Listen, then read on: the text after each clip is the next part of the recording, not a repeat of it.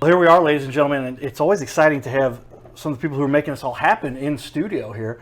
For a long time, I've been partnered up with USA Mortgage, the Flowers team, and now we get to finally get you guys in studio to share some of your expertise and why we've teamed up to make this all happen. Quick shout out I'll give Carroll House, one of our biggest sponsors, obviously, also. And then I always like to jump ahead and show, this is my favorite slide, Emily, as you know, and Steve, your husband. And there you guys are. We put that up on the wall because this all wouldn't be happening without you guys. So we appreciate you guys being part of the team here and helping us make this happen. Rob, good to have you on the show also. So I'll introduce everybody officially. This is Emily Flowers. She's a certified divorce lending professional. There, I was close. Okay. And Rob, this is Rob Schmersahl. You are also, and that's what we're going to talk a little bit about today. Mm-hmm. Yeah. And kind of help people understand divorce. A lot of people, why do people have to sell a house?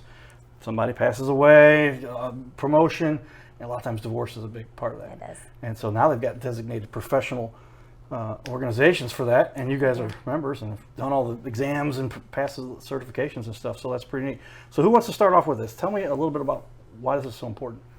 I think I'll start because I have some special stuff for Rob, but a CDLP is what we're called. It's a Certified Divorce Lending Professional. And so I'm not just a traditional lender. I have done, and we have done, extensive education on special guidelines and things like that go along with divorce. People, typically they go through the divorce process and they get their divorce settlement agreement, and then the attorney in the divorce settlement agreement has said, the attorney or mediator has said, hey, you have to refinance your house, or you have to sell and then you can buy, and things like that. Only they may or may not have written the divorce settlement agreement in a way that allows the client to actually follow through and do that in the allotted period of time that they've given.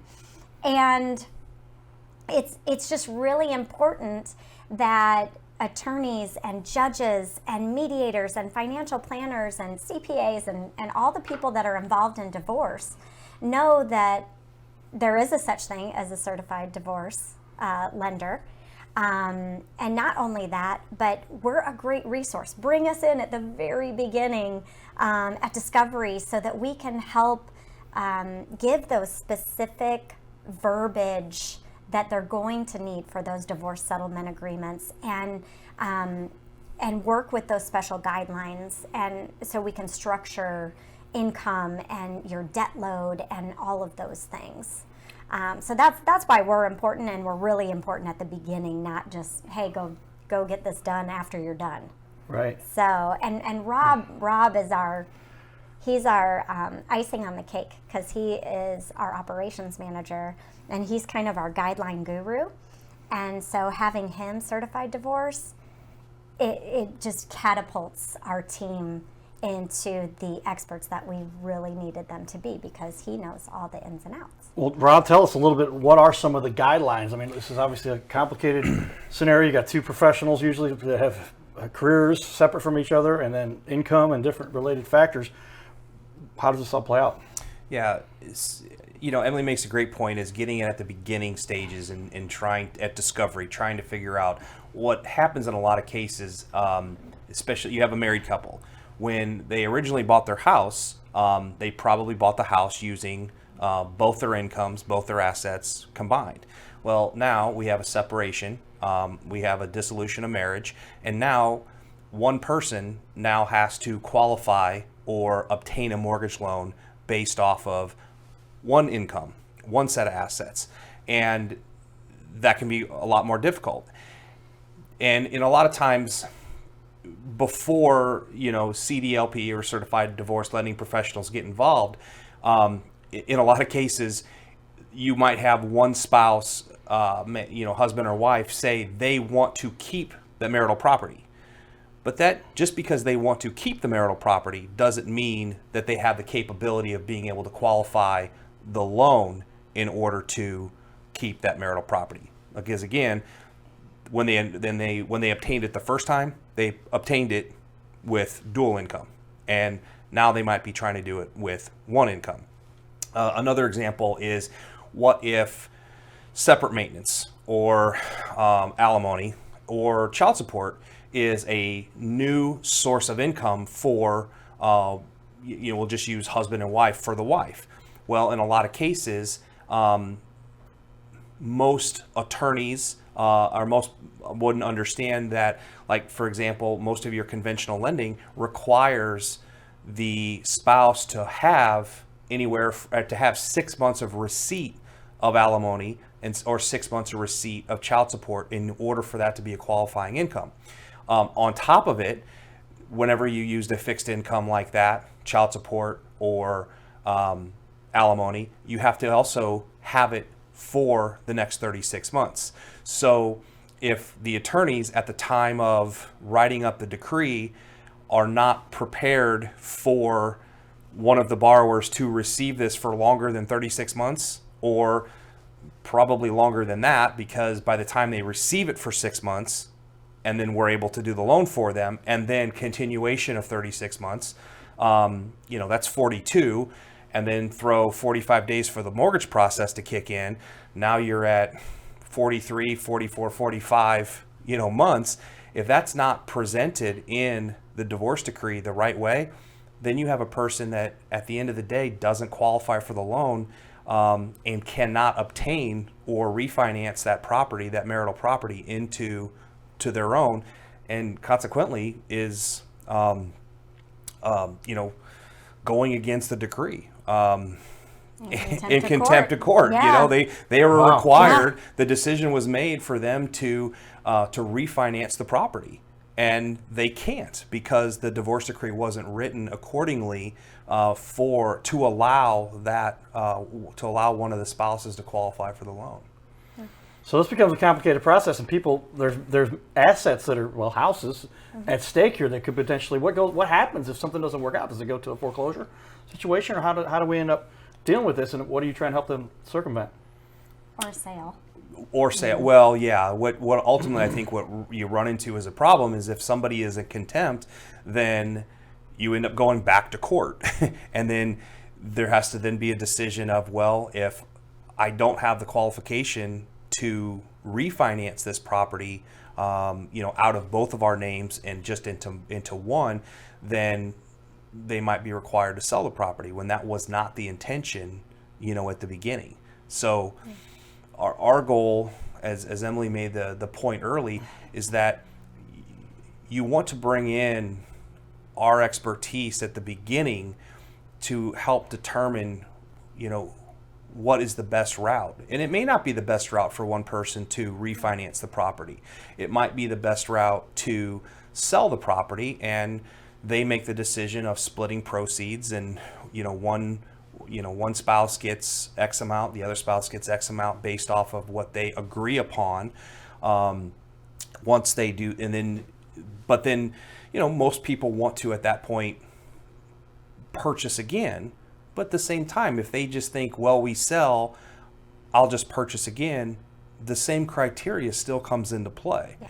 For example, again, go back to the alimony, go back to the child support situation. If you don't receive for 6 months and you don't continue it for 36 months, you're in a position of not being able to qualify also. Yeah. I've seen 32 months flat on a divorce decree before, and I had to write attorney letters and do all kinds of things. There's things that can be done in advance, and we can even outline exactly how much they're going to need so that they can keep the house, because the house is emotional. It's been the home. It's been the marital home with or without children. It's a very emotional thing. So it's very important, if somebody wants to keep it, that we do our divorce mortgage planning, and we have spreadsheets and all kinds of stuff for that to help us figure out how we're going to accomplish this. Is it lump sum payouts? Is it monthly? Is it this? Is it that? How can we help them accomplish their goal and be healthy and whole when the marital property is separated? Well, and that's the key to this. There's a lot of people, you don't want to end up losing a house in the middle of this, right? And as an asset, somebody might have had $50,000, $100,000 in equity. Mm-hmm. That's quite a loss for somebody. And so this kind of planning helps people to circumvent that, and at least to where they can get to a situation at minimum, sell it so they can get back what they put into it. And then hopefully one of them can afford to take over the house, and that's what happens most of the time. Yeah. Is that the case? How often is this a type of mortgage that you run into that you have to process and help people with? All the time. I mean, we do several a month. Several a month. So we work with several like attorneys and mediators and things like that we have relationships with, and then we're actually teaching a continuing legal education course coming up here soon. So we're able to do lunch and learns and actually give the attorneys, mediators, judges, financial planners continuing legal education hours toward their licenses.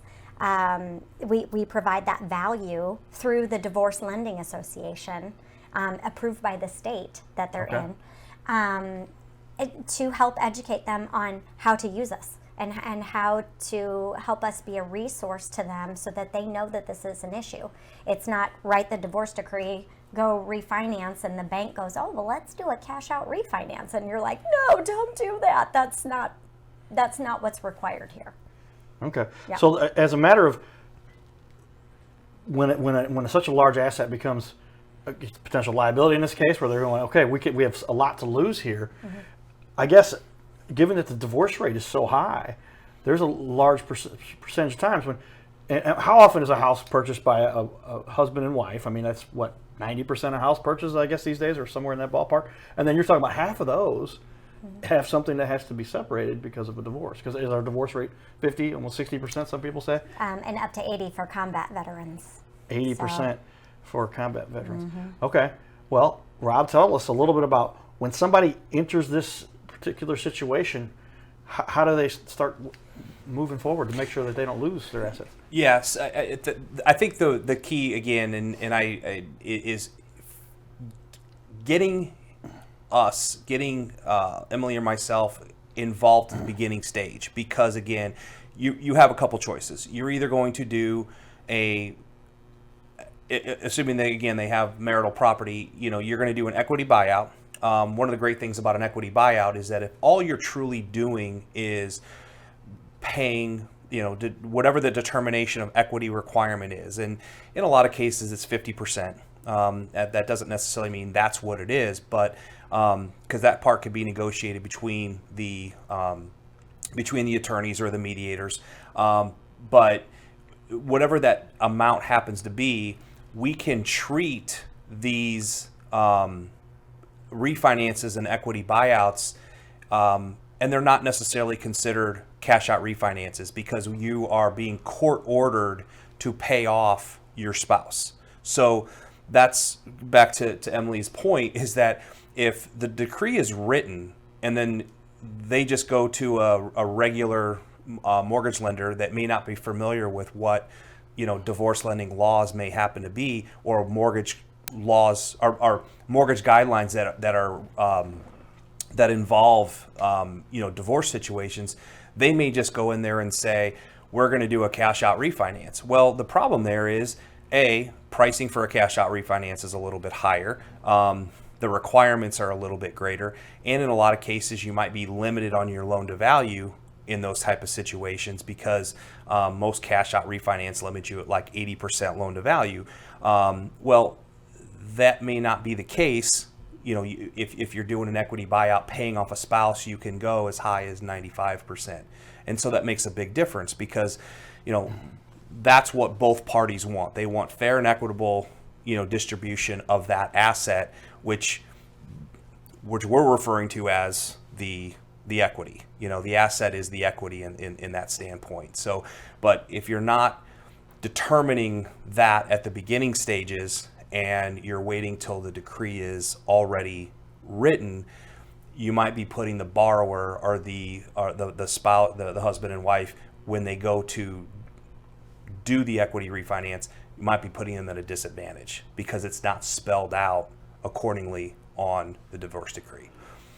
And so what we're trying to do is help the attorneys at the beginning stages of how do we write the decrees, how do we help with the verbiage in the decrees that are beneficial. One more piece that comes to that too. Most people escrow their taxes and insurance, okay? When you pay off a loan, whatever your escrow balance is gets usually refunded. Depending on the loan amount, depending on what your taxes are on an annual basis, depending on what your insurance premiums are, it can pretty be a relatively healthy amount. You know, $5,000, $10,000 that could be sitting there in escrow account that goes back to the person that had the original loan. Well, if that's not accounted for at the beginning, somebody could be receiving or losing, Right. you know, $7,000, $10,000 that not many people are aware of that's existence. Good So job, the question comes to mind for me is why? How often is it an uneven where the guy, for instance, makes $30,000 and the lady makes $150,000, but they're supposed to divide this house up. She doesn't want the house, he does, but he can't afford it. What's the situation there? How do they handle that? Do they force them into a sale, or where do they go with that? It depends, right? So it depends upon who owes who what, how much, what we can count, all of those things. There's a million nuances in there in that scenario. So if we're trying to have that spouse, the lesser spouse, retain the home, then we're going to sit and we're going to look at their application. We have, again, this spreadsheet that we can plug in all these numbers, and we can spit out what he's going to need in order to keep that home. Yeah, and so and we're constantly getting trained on new things. Our guidelines, and you know this, Carter, because you're a lender too, our lending guidelines change all the time. Well, divorce lending guidelines change all the time too. And so we are constantly, like every week, we get coached on some guideline or another, or some way to help attorneys, mediators, or clients, things like that. We're constantly trying to be the best referral partner that we can be for them. Well, and that's where I see another key element to this is attorneys, financial planners, CPAs, mediators, judges use this resource. This is a structure in a DSA.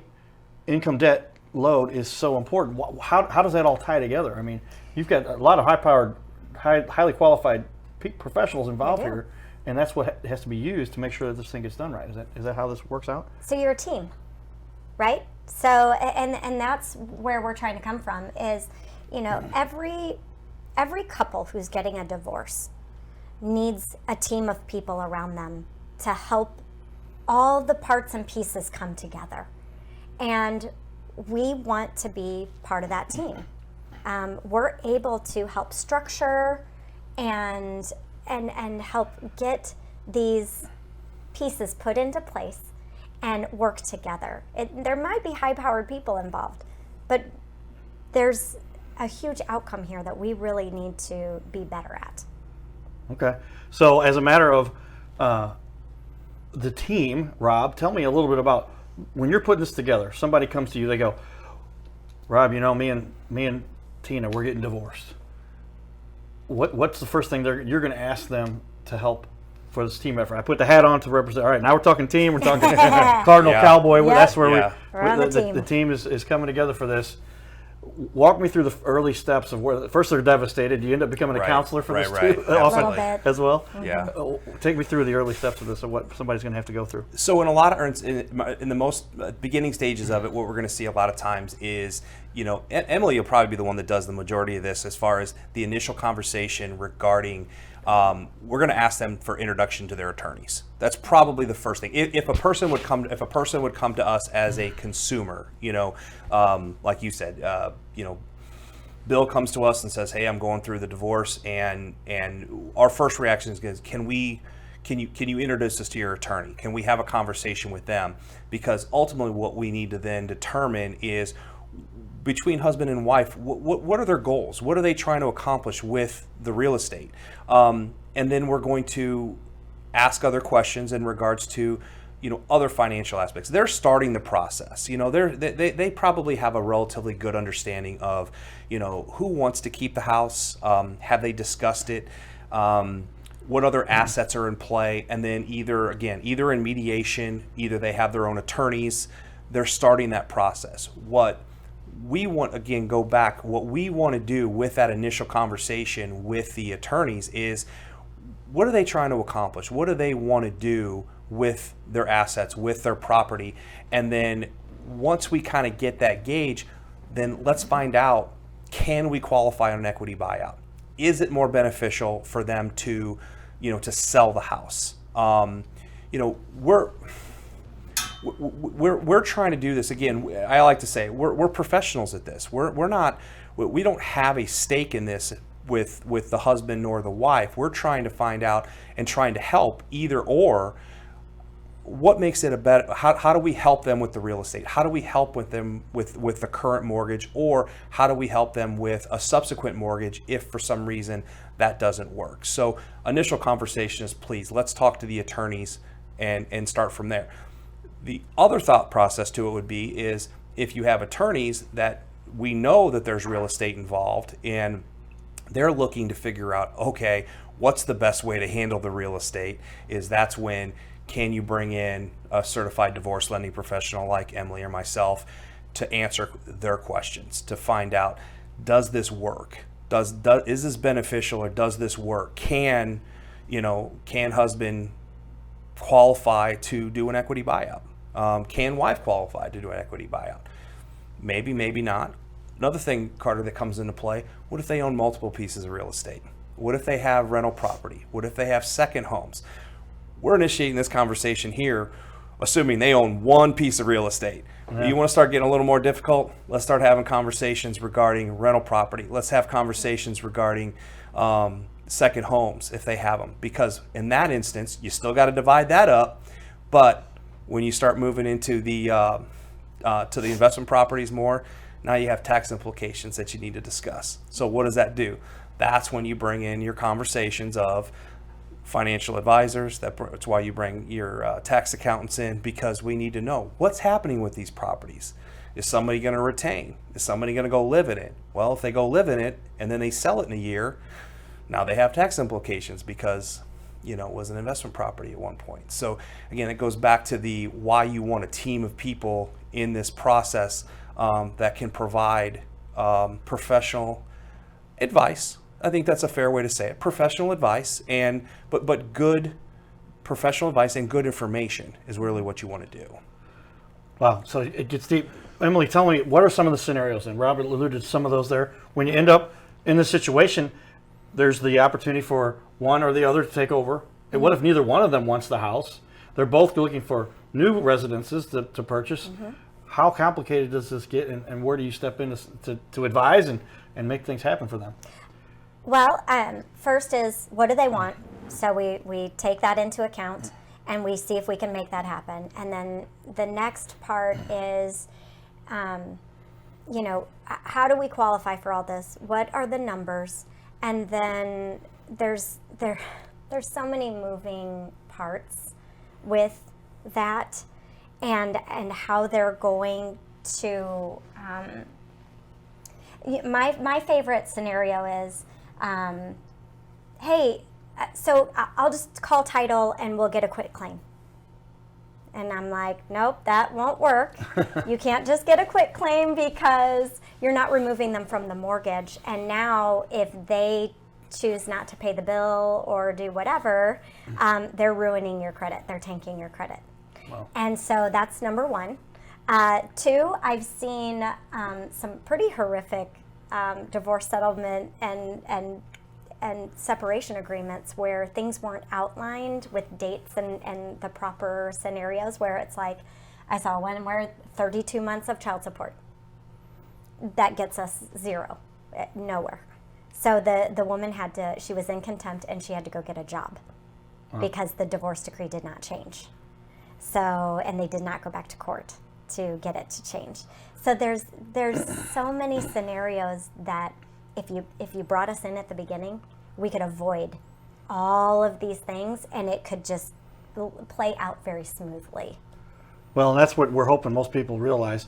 I'm going to show everybody real quickly your guys' websites so that people can see a little bit about, you have certified divorce lending professional sites on their professional organization pages. And so if you're looking to get information specific to them about either Rob or Emily about this, check out their pages. You can see they're out there. Do a Google search if you like, or go to certifiedlendingassociation.com, and you can see here's Emily's page. I'll flip over here and we'll show them Rob's page, and this certifies that these guys have done the work to be certified and as professionals who are qualified to help you guys to get the information you need when it comes down to getting this taken care of, because this can be a very difficult situation for the family who says, hey, we can't make it work out between us, but that doesn't mean we have to put at risk all of our assets, which a lot of people do end up having.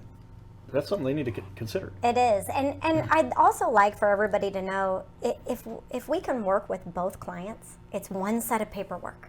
We're not sharing. We have licenses. You can see our license number on the screen. Right. We cannot share with the other spouse or anything, but at least it's one set of paperwork that we can deal with, and we can get you on the same page at the same time, because we have control over the whole thing.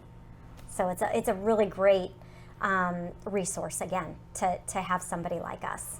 Awesome. Well, as we finish up here,